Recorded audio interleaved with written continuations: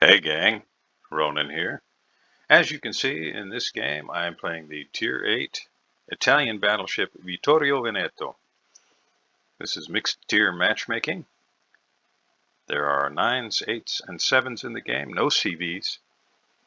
Torpedo threats, well, definitely there are some. Let me take just a moment and address the UI bug that was introduced with update 10.5, where these will not stay checked for replays. I want to make sure you have access to that information there. And I've got chat disabled. Sometimes you can see some entertaining things there. Hopefully I won't embarrass myself with anything I wrote in there. Okay, so the Vittorio Veneto. I had a literal handful of lines to push through to Tier 10, and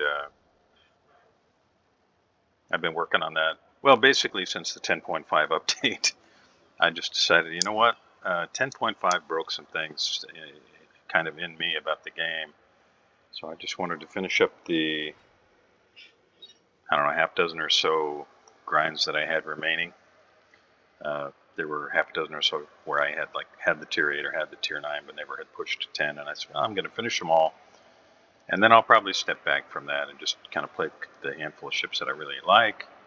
But even that is kind of bittersweet because with the 10.5 update, they introduced a torpedo bug so that if you're turning your ship either way, your torpedoes are going to go somewhere other than where the indicator tells you they're going to go, which is really irritating. I can't imagine any cruiser or battleship player who would be okay with that, but I've seen some on the forums which are just ridiculous, saying, oh, it's no big deal, you know, destroyers had to run straight when they were dropping torps in real life, so that's an okay thing. Yeah, I'm sure that if you were turning a battleship and your shells landed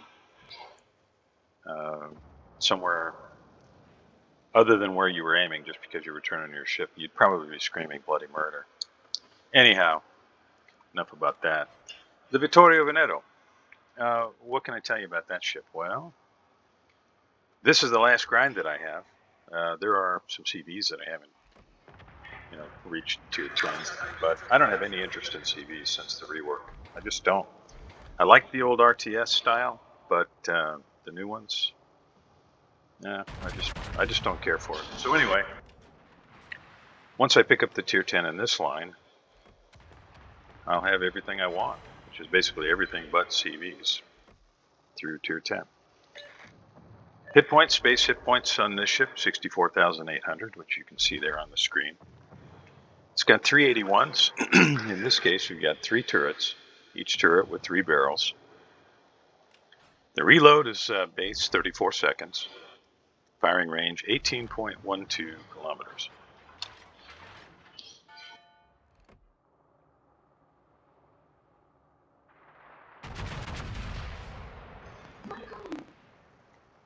A broadside shot on Alaska. We'll see whether or not I can make him pay for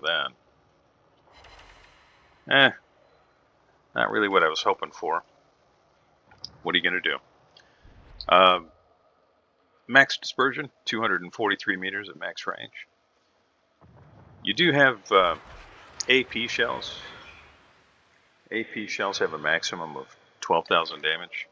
Penetration on the 381s is not going to be great. If you're in close to medium range, it can be pretty effective, I guess, but against heavily armored battleships, it's going to struggle. The SAP shells, they do a max damage of 12,500. That was just not a very good shot there on the Udaloy.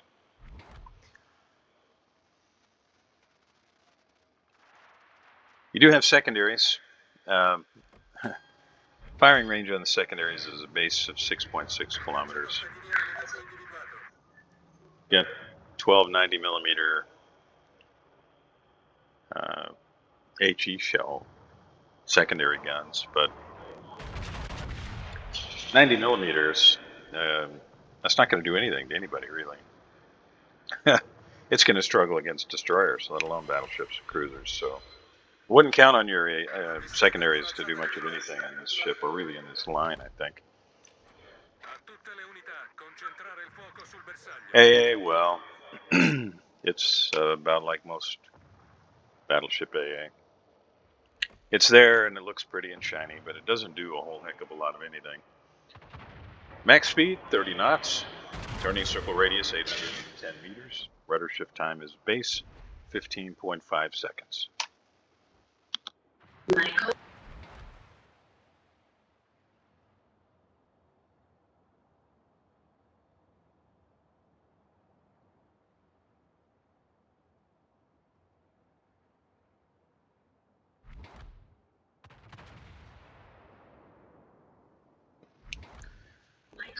Friendly Buffalo takes out the Yugumo.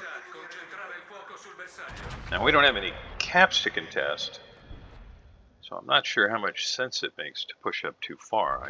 I am showing broadside to a North Carolina, though I think his guns are pointed elsewhere. But you can see that there's a North Carolina up there, a Lion up there. Alaska's up there near the Lion somewhere. So what I'm trying to do here is deal with that Udaloy. If I can sink the Udaloy or help get the Udaloy sunk, then I have a lot less to worry about over here. But he's making good use of that island. So I can't hit him with something here. Nope. And I'm going to have to angle, because if I don't, that North Carolina and or Lion are going to really punish me. The armor on this ship, it's not great. You know, it's not horrible, but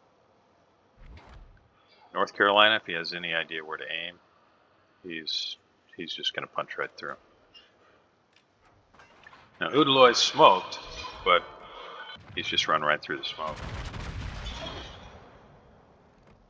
I'm really hoping Tashkent will move over this way and go spot him. You can see the shells from the North Carolina on the way. A little concerned about that. Yeah, that looks pretty ugly, and I'm sitting flat broadside to him, and yeah, I really pay for that. But I did not want to push out there and you know, run into a face full of torpedoes, and you can see there they are. Tashkent did run out this way, but he was way too far over on the basically on the 1-2 line, and the Mahan is right there now, so I'm not going to be able to count on them to do a whole lot of spotting, I think.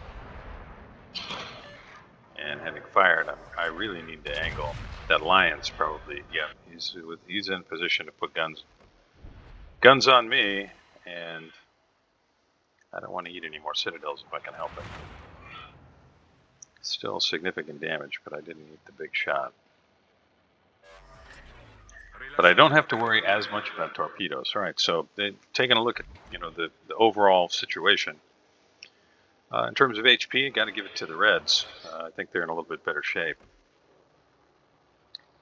Positioning, well, our positioning's not bad, but it's going to require me to push here, I think. It's just me and 2 destroyers up here, so I'm going to be getting a lot of attention. I'm going to try and use this island, if I can, to limit the number of battleships that can put shells on me, and I'm going to have to stay relatively well angled. Because the 2 of them, if they both aim this way, they're going to really be able to beat up on my ship. This Mahan that's just right here with me, I have no idea what the heck. You know, there's just so many players these days that, well, they don't have any idea.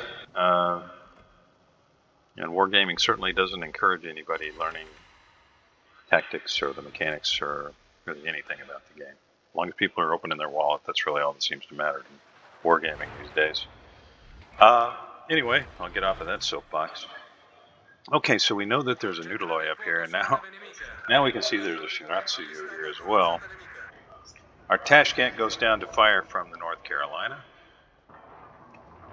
And so that's going to leave me with a Lion, a North Carolina, Udaloy, and Shiratsuyu. Our Mahan is now just, you know, willy-nilly just pushing right in.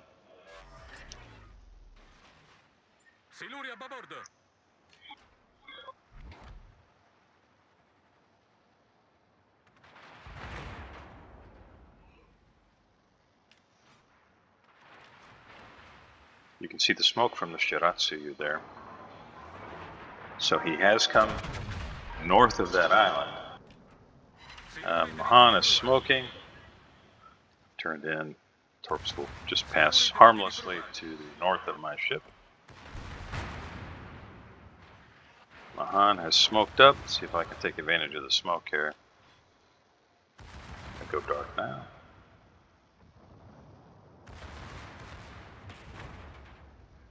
Little chip damage from North Carolina. Secondaries are working. And I'll just aim into the superstructure and see if I can't just finish him off.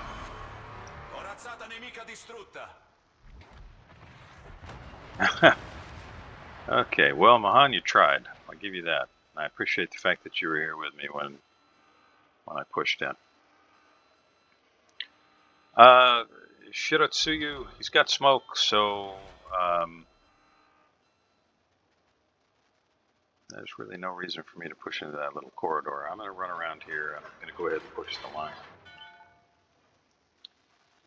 Shiratsuyu is probably going to push around the south end of that island when his torpedoes are ready. Get my plane in the air, hit the smoke, and I'll see what I can do to this lion as I come around the corner here. You can see his guns are turning. I'm just going to have to just deal with the damage. I know it's coming.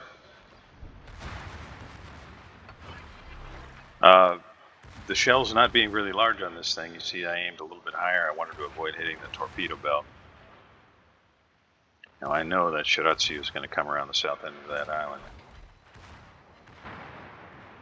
So I want to avoid sitting flat broadside to that. I just have to time it. And this lion he just keeps heading that way. I was really hoping for more. There's the Shiratsuyu. And at that range, I'll get the secondaries working on him. And when the main guns are reloaded, assuming I'm still here, I'll do what I can to sink that Shiratsuyu. Our lion takes out their Kansas, and this is just a mop-up operation. We've got 8 ships, they've only got 4.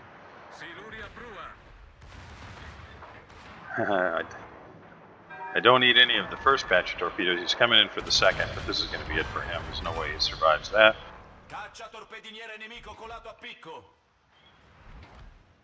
And this is all over but the shouting. Secondaries are firing on the Monarch. Got the Lion right here.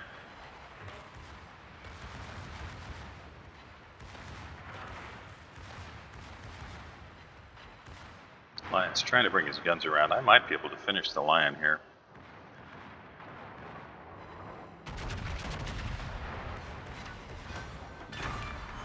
Yep, that does it for the Lion. That's kill number 3. Is a Kraken possible here? Yeah, if I can finish the Monarch, one good volley could finish Gneisenau, although he's healing, so maybe I'd need 2. We'll see. Certainly going to try. This game's already in the bag. So again, sometimes pushing in is the thing to do. I didn't really have a whole lot of choices there. If I sat back, the destroyers, they were just going to chase me down and finish me. Managed to burn down the Monarch with a fire from the secondaries. I'll take it. That's kill number 4. Gneisenau's still up to 15,203 HP now. Still showing me a pretty flat broadside. It's not, completely perpendicular, but close. And he's got other ships firing at him. This could be over rather suddenly, so I will say right now, thank you very much for joining me. I really appreciate it. If you haven't already, please like and subscribe. That helps me a lot. Yeah, one volley wasn't enough. I know everybody else is going to be trying. Can I pick up a Kraken?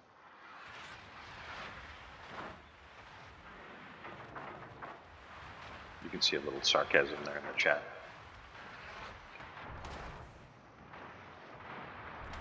I think I will. I think I will pick up the Kraken. Thanks again. I'll see you next time.